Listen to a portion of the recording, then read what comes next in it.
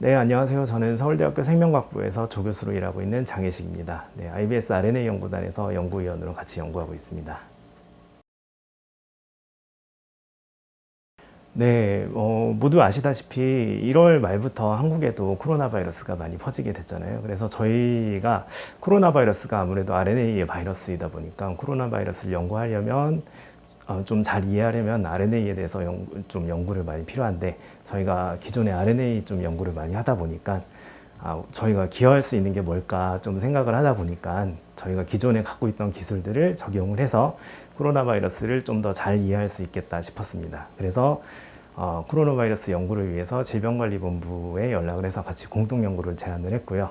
그렇게 해서 이제 질병관리본부에서 키운 바이러스를 받아가지고 저희가 전사체 분석을 같이 해서 꽤 재밌는 연구 결과를 얻게 됐습니다. 코로나 바이러스는 이제 RNA 바이러스인데요. 굉장히 깁니다. 네, 보통 이제 RNA는 A, C, G, U 4개 알파벳으로 이루어진 그 1차원으로 쭉 연결된 건데요. 그 A, C, G, U가 보통 이제 뭐 바이러스 같은 경우에는 RNA 바이러스는 그렇게 길진 않아요. 근데 코로나 바이러스는 한 3만 자 정도 아주 길게 연결돼 있습니다. 근데 그게 평소에는 그게 유전자로 전체가 다 연결돼 있지만 세포 안에 들어가면 거의 한 10개에서 20개 정도 사이 되는 RNA로 다시 쪼개져 가지고 네, 단백질을 만들게 됩니다. 그래서 걔네들이 어디서부터 어떤 모양으로 생겨나는지, 이제 세포 안에서 어떻게 생산을 하는지, 그리고 어떤 단백질을 만들기 위해서 생성이 되는지, 그리고 RNA가 ACGU 말고 좀 더 부가적으로 좀 변형이 일어나는데요.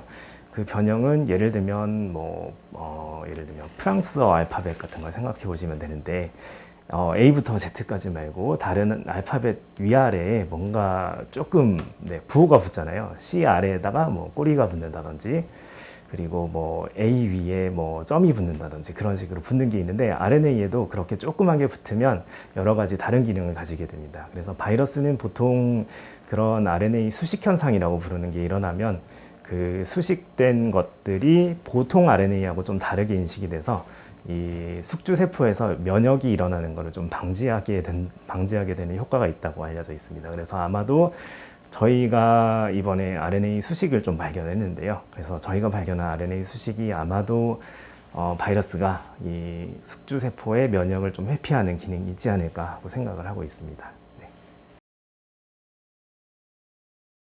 네, 코로나 바이러스는 RNA 바이러스입니다. 그래서 RNA 바이러스라는 것은 유전자가 RNA에 들어있다는 건데요. 그 유전자가 그냥 뭐 RNA만 동동 떠다닌다기보다는 그 RNA가 단백질에 쌓여가지고 돌아다니다가 숙주세포를 만나면 숙주세포 안으로 들어가서 RNA가 밖으로 나오게 됩니다. 그렇게 되면 그 RNA에서 단백질을 먼저 만드는데요. 그 단백질들을 활용해 가지고 우선 그 바이러스가 세포 안에서 생활하기 위한 여러 가지 단백질을 만들 수 있는 RNA를 굉장히 많이 만들어냅니다. 이런 거는 원래 유전자 전체보다 조금 짧은 거라고 불러가지고 그래서 서브지노믹 RNA라고 부르는데요.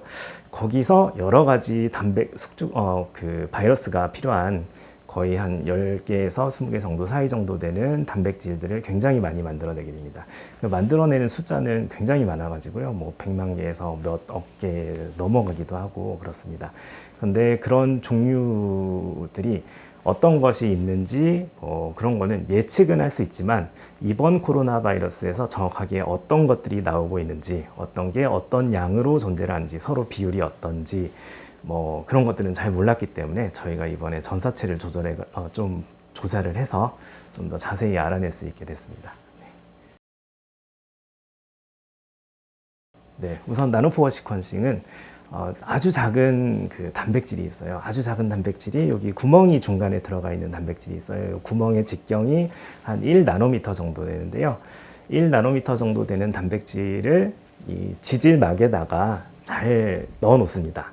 그렇게 되면 위아래로 전기를 통해 주면 그 아주 좁은 구멍을 통해서만 전기가 통하게 되는데요. 그런데 어쩌다가 DNA나 RNA가 그 작은 구멍으로 들어가게 되면 그 구멍이 너무너무 작다 보니까 그 지나가는 DNA나 RNA 종류에 따라서 서로 다른 전류 값을 나타내게 됩니다. 그래서 좀 작은 DNA 부분이 지나가게 되면 거기서 전류가 많이 흐르게 되고, 네, 좀 큰 게 지나가게 되면 좀 전류가 적게 흐르고 이런 식으로 나타나기 때문에 그 전류의 높낮이를 가지고 지나가는 RNA나 DNA를 분석할 수 있게 됩니다. 이걸 직접 분석이라고 하는데요.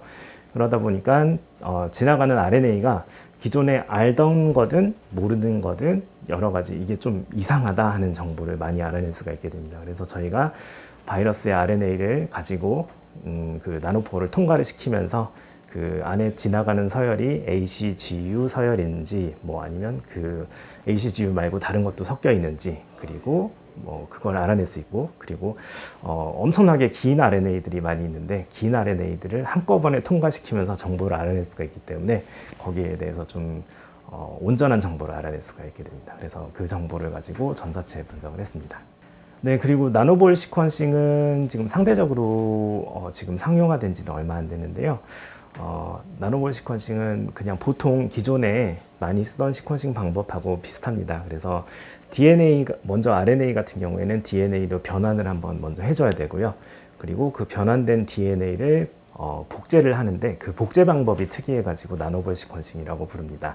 먼저 RNA를 DNA를 변환한 다음에 그 DNA를 보통은 그냥 일직선으로 나열된 상태에서 복제를 쫙 해가지고 그걸 몇만 카피로 늘리는데요.